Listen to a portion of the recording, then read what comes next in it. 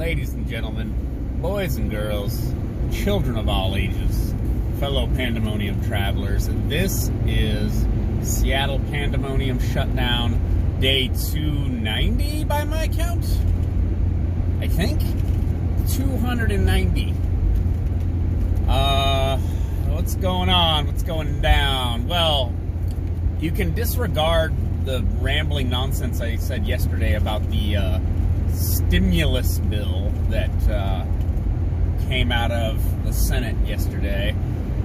Trump said he's not going to sign it. It's up to... Congress is on recess until after the holidays, so we have a week or something to figure out whether we're stimulusing or not. And reviewing more of the information from more analysis of this bill. Funny, call it funny. It's either funny or sad. I mean, you either laugh or cry. What is included in this bill? So, this is not a relief bill. This is a budget bill that has COVID relief clauses in it. That's my understanding. They've been trying to pass this for months and months, but this is sort of like your typical, call it omnibus spending bill. This was going to happen by the end of the year regardless, but the specifics of COVID relief for businesses and individuals and direct stimulus, cutting what they wanted to do, and this is what I said weeks ago, though, is they're going to pass a bill that's going to be full of garbage, and they're going to give us crumbs while they, fund, they give corporate welfare and foreign aid and all kinds of stuff. And that's exactly what they did. Let me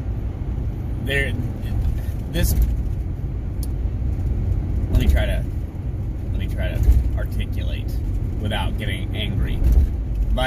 These mother effers put together an omnibus bill where hundreds of millions of dollars are going overseas, going to all these foreign countries, going to Pakistan for sex and gender education purposes.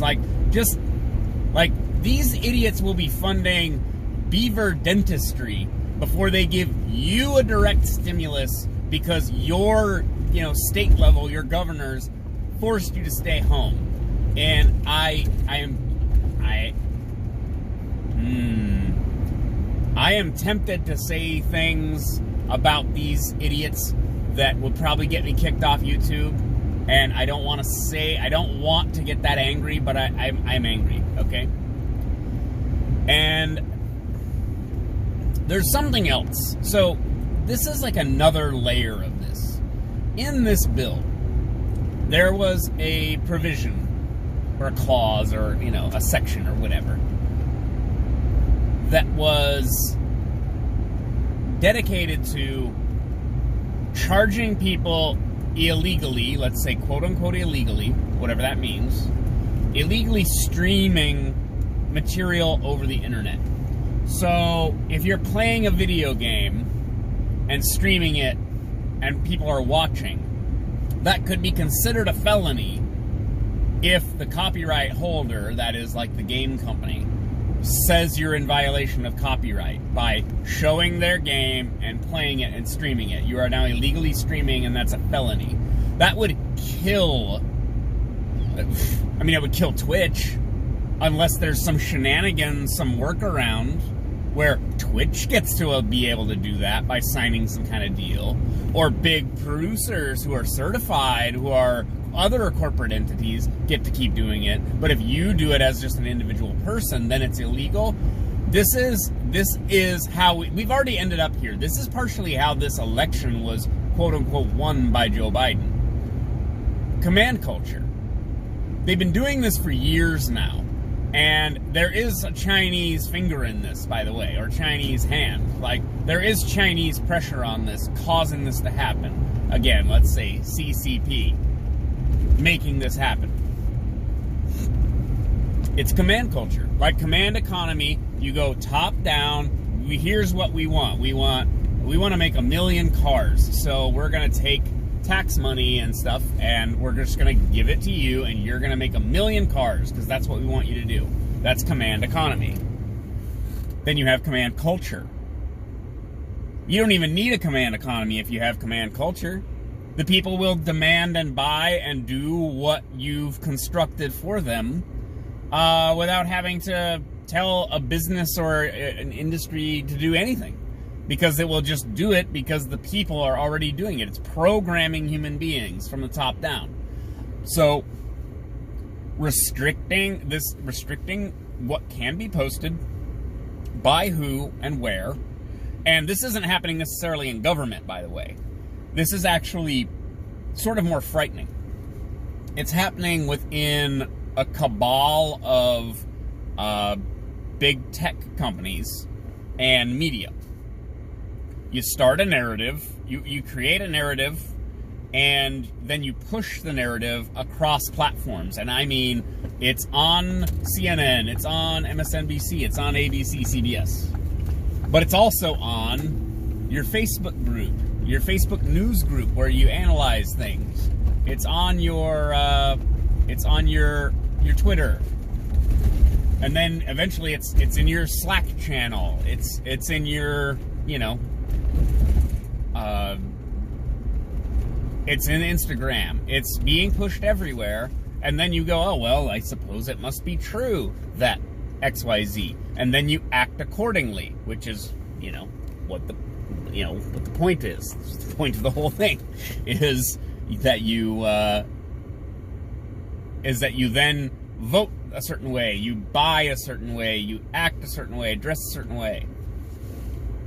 And you accept certain things. So, for example, what we're being commanded to accept now is trans women, that is to say, people who are born male who think that they were born the wrong sex or gender, whatever, are allowed in women's sports. This is just one example. All right, get after it. We're being commanded to accept that this is normal, healthy, good, progressive. That men say, oh, I was born a lady, and then compete in women's sports and destroy them, because that's what happens, sorry. And then take things like college scholarships. They take college scholarships away from women, and let's say girls, because we are so progressive, we have accepted that this is real, that this is true, this is good, this is progress, and you're being presented with this through the media all day, every day, on social media. Influencers are pushing it, and it's command culture. It's, no, your world was one way, now it's this whole other different way. And totally organically, like we just arrived at this. It's totally normal. No, we did not. We did not just slow walk this direction and then, wow, look at this, next progressive wave idea. No, that's not what's happening. It's being pushed. When you have Nike and, Apple and all these giant corporations pushing these ideas, that's not culture. That's not our culture. That's not our society. That's not our people. That's corporate propaganda that is assigned. It's being pushed. It's being, how do you put it? It's being pushed. It's command culture. It's not actual healthy culture. This isn't what people believe. They're being forced to repeat it because you don't want to be a bigot, do you? Because we know that bigots are, like basically Klansmen. Klansmen are bigots. You don't want to be a bigot, do you? And it's like, whoa, well, I mean, Like, I have questions about, like, trans identity issues, but that doesn't mean I want them to get beaten and thrown in a ditch or something, or tied to a fence in Wyoming, I suppose. It's not what I want. I want... Literally, what I want is everyone to be as happy and productive and successful as they possibly can be. That's what I want. I don't care who you are. I want you to be as happy and productive and successful as you can possibly be. But that doesn't mean I have to accept absurdities into my daily life and be sort of like bullied into repeating things that I don't think are true. Okay? And again, we'll go to Voltaire. Those who can make you believe absurdities can make you commit atrocities. Something like that. And I always go back to Jonestown. People believe that Jim Jones was a faith healer, was able to heal people's cancer and arthritis and all kinds of things. Like Peter Popov, the same thing. People thought that he was magic and he was a cure for what ails you. And then they followed him to the jungle where they all committed mass suicide. Apparently at gun and crossbow point, if, you know, certain accounts are to be believed. But that's not the point. The point is they were already there. The point is they already gave him all their money. Before the Flavor Aid incident, yep, Flavor Aid, kids, Google it. They were already in his web. They were already ensnared, you know. And this is how this goes. You get a bunch of people to believe that, you know, that transgender people, trans rights are human rights. Yes, they are. Fine. Trans people are being murdered en masse, and like, no, they're mostly killing themselves, is my understanding. And, you know, if you're having suicidal ideation, seek help. I'll include, suicide hotline thing in the description. Suicide is a permanent solution to a temporary problem, okay? Don't do it.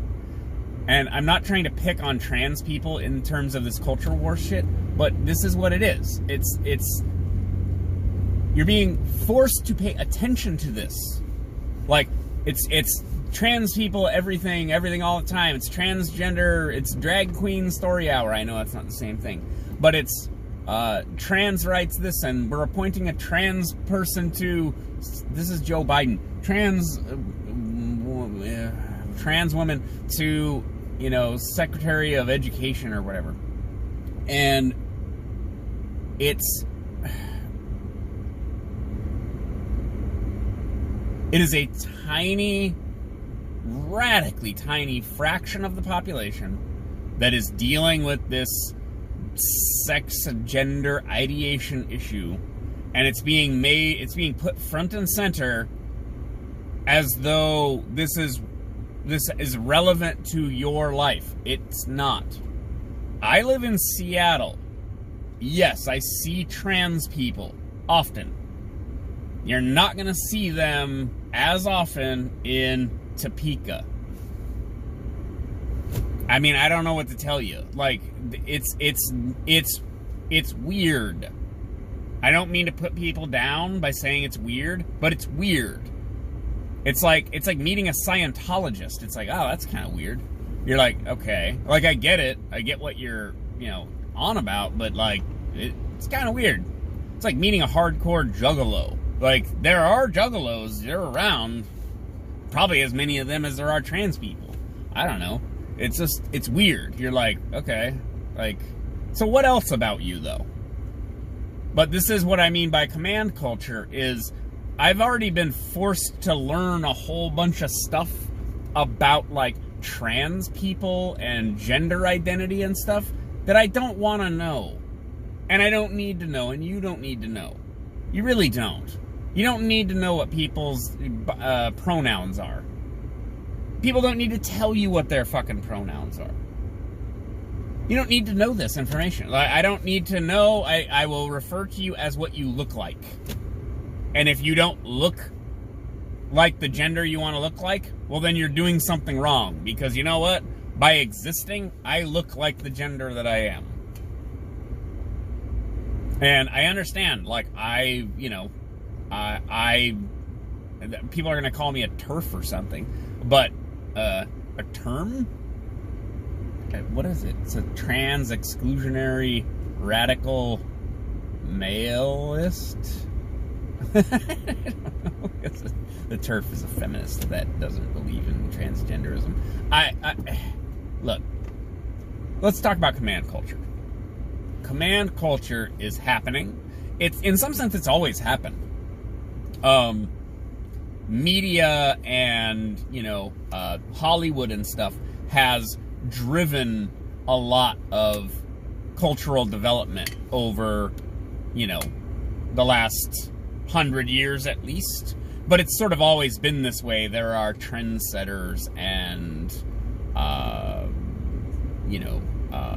influencers. It's always been this way. I mean, like, someone adopted the wheel first, and someone adopted, like, the, sandals first, like shoes, and then other people copied them.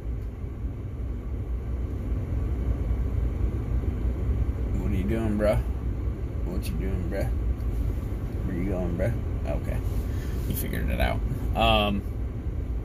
So, like, command culture has always been kind of an issue, or has always been in play. But what I'm seeing now is a sort of more conscious version of it. And I want to point to, like, Teen Vogue. This is so weird. This is such a weird thing for me to say.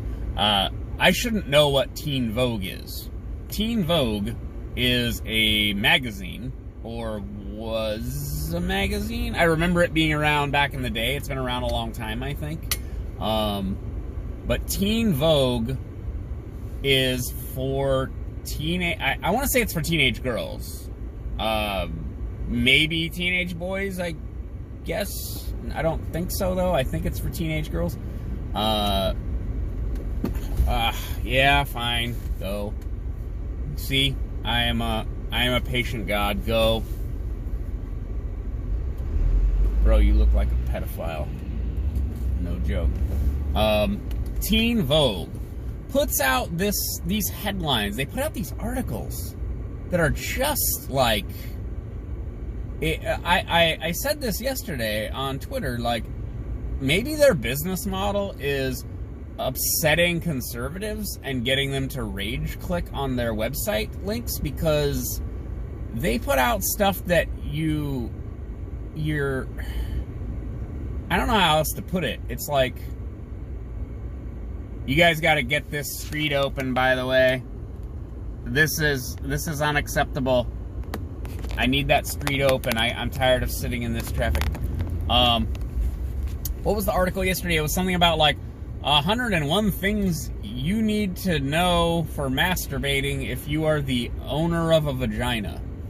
And it's like, the wording is so perfect for,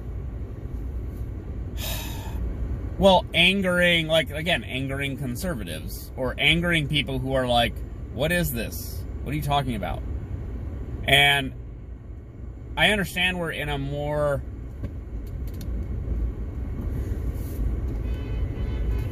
Yeah, you're a dick.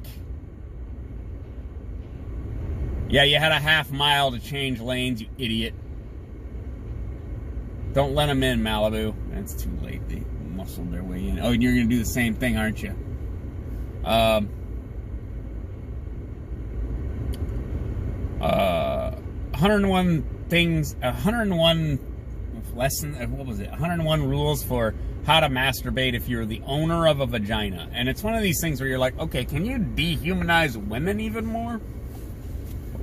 If you're a woman, you are now just an owner of a vagina. That is so offensive.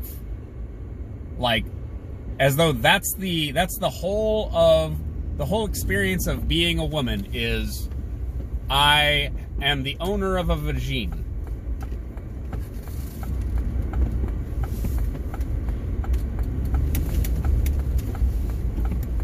And not only that, but this is aimed at youngish teens. So if you're, I don't know, if you're a culture warrior, which I guess I am, I don't know. This is invasive sexual content into your children's lives. Had a little hiccup there.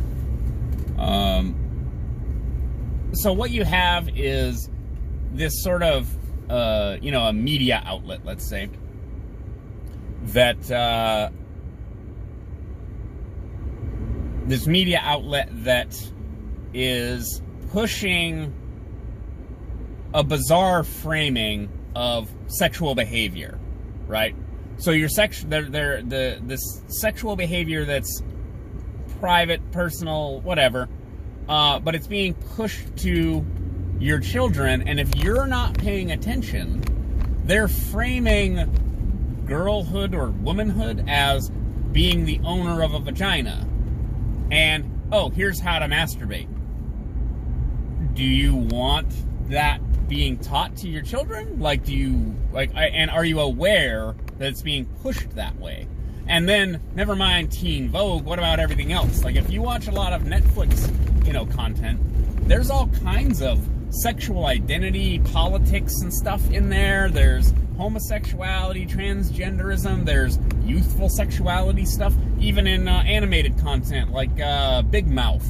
I mean, it's a funny show to watch as an adult, but these are children having sexual experiences and talking about them and joking about them. And if you're not paying attention, your kids are watching this stuff. It's like that Cuties thing. If you remember, this movie Cuties came out earlier this year. It caused a little bit of a scandal. It's very young girls doing sexual things, and there was like outrage. And I can understand what the program was trying to express, but at the same time, you put that in this milieu. I just like to use a word like milieu as though I am like cultured and stuff. And it seems as though sexualizing young people is a thing that mass media does in order to turn a profit.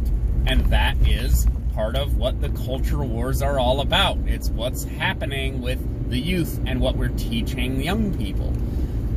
And again, command culture. If you don't have context for what these, programs are, and whether they're comedy or not, or if they are comedy, what they actually are, right? It's Rodland. That's what I call my bedroom, Rodland.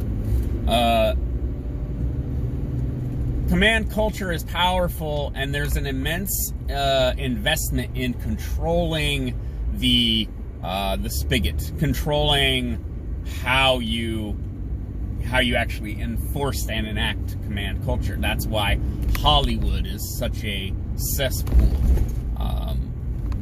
Politics is involved, and I mean like at a federal or maybe state level, but I think it's more the media, but also social media, and especially the internet.